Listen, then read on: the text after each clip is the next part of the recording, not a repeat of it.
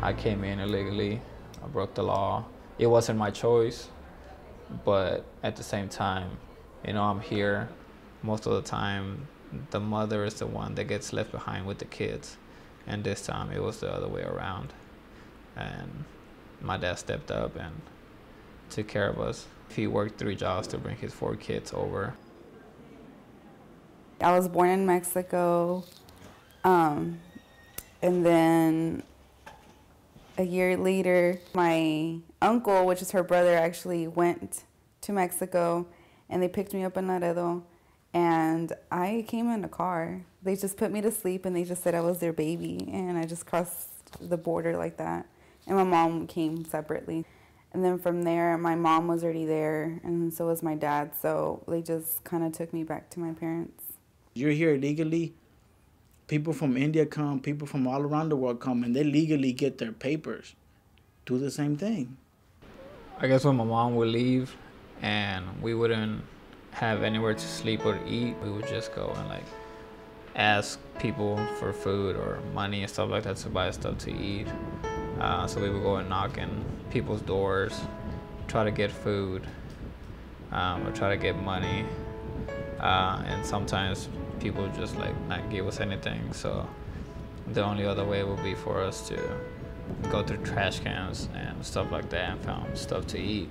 So instead of my brother drinking milk, we would give him sugar and water because he would think that was sweet. So he would drink that and he would think he was full. It was not what a 5-year-old should have gone through, especially since my dad was here working and sending the money for us to supposedly or wanting us to have a better life when the money was not being used properly. But every time that he would call, she wouldn't let us talk to my dad because I think she was afraid that we might tell on her. My dad had started working. At first, he was doing construction before I came here. And then my uncle, the one that actually wanted to go pick me up, got him a job as a welder. And then my mom started working at an office, cleaning offices. That's not, I'm Mexican American, I'll tell you that, but they are not my people. We're all just, I'm Mexican American, they're just Mexican. They're not my people. It's the first time my dad, of course my dad went with us. He took us to go get our stuff. We would pay $100 for a social security card and a residency card. It was $50 each. It's just stuff that everybody who's in that situation has to go through. So I found out that he had been undocumented while we were dating. We were driving and I just asked him, oh, how did you come here? It's tough. I just can't imagine. I can't imagine personally going through that. So, I respect him a lot because he's been through a lot to where he's at right now. Then I started going to school here. When I started applying for college, I was working 2 jobs. I was working at AutoZone part-time, and then I was working at a law firm full-time so I could pay for school. When I was 16 is when they have changed the rule that you had to be a resident or a citizen to obtain a driver's license. So that's when it was oh, you can't drive because of your situation. So that's the first time I actually one-on-one impacted me. So then I came to UNT. I started applying, and then at first it was funny because they're okay, financial aid, financial aid. So at first I applied through FAFSA. I wasn't receiving anything, and then a week or 2 weeks later I realized that I couldn't apply through FAFSA. I had to apply through TASFA. The people at AutoZone, they didn't know. They kind of suspected, and they would ask me every now and then, but they wouldn't really make a big deal out of it. And at the law firm, they didn't ask any questions. The first time that they asked me was just when I got hired, and I just told them that I lost it, and they just took my school ID and then my fake social security, and then that's it. I was about to get promoted and get my benefits and stuff like that, and so they asked me for my paperwork again because it was a different paperwork. And so that's when I actually had to tell the boss that I wasn't able to provide the documents. He just told me when I got my papers, or if I got them, to go ahead and go back, and he would hire me back if they had a position, and if they didn't, then they would make up one for me.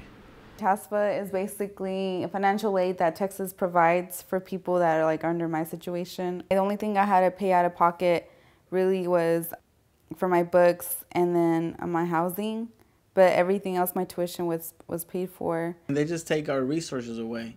Not really, just because we're all in the same situation. No, it's the truth. Like, I majored in economics, so I know the effects. I mean, they pay their taxes, yes. They still get away with a lot of stuff that they shouldn't. So yeah, they take natural resources away from us. I got an internship through somebody that I knew from the work that I had been doing with LULAC. I flew to DC for the interview, and they offered me the position, which was a paid internship, all expenses paid. Maybe about a month before it was time for me to move, I received an email from Homeland Security and from the internship program stating that I was not eligible for the internship because I was not a U.S. citizen. The department where I was going to be interning was very classified. He's so qualified for so many opportunities, and he can't take them because of his situation. One of my sorority sisters works at this place here in Denton, and she just was like, hey, do you want to work here? And I'm like, well, can I? And she's like, well, we'll figure out a way. So I went and I interviewed, and they called me yesterday, and they're like, well, you know, you have the job. We just have to have a background check. That's the only other thing that's kind of like, oh, okay. As of right now, I have a job, but the background check can kind of like break it. And then I have orientation next week. So we'll see. I don't know. I mean, half of the jobs they get, I wouldn't want to work there. So I don't, honestly, take them. Take all the jobs at McDonald's, construction, because I don't want them. That's another side. Like, they want to go to school and they want to compete with the same jobs as me, but you can't because you don't have papers. I've been a good citizen. That's why I think it's unfair, because the person's is doing right and they're still being punished for doing right. You get your 4-year degree, okay, cool. Don't get something on top of that. I don't see why they should, be legal, and then all of a sudden they're legal just because they got a degree. And other people that get degrees, like myself, we just get a degree and that's it. In Juan's situation and many other kids' situation, they don't have a choice sometimes. Their parents bring them over. And then they tell me, oh, but they didn't choose to come here. Yes, but they're choosing to be here. Like I said, Mexico's a border away. Like, you don't like it, leave. Things are worse there, but you complain about stuff like, oh, I'm getting paid minimum wage. Minimum wage is more than what the average person makes in Mexico, so I wouldn't be complaining. For those who would say that the law is wrong and it should be changed, it shouldn't be changed, because then we wouldn't have any structure in the country. To me, a mother is the one that raised you. So that's why when I say my mom, and then people meet her. And then this black lady comes out, I'm like... And they're like, how is she your mom? And then, I kind of have to explain the situation. He's the one that pretty much explained the whole situation, His mom hasn't been in his life for a while, and his dad's dating to her. But it's still funny how people react. She raised me since I was, maybe in middle school or so. After my parents had been together for, I think, almost 5 years, they decided to get married.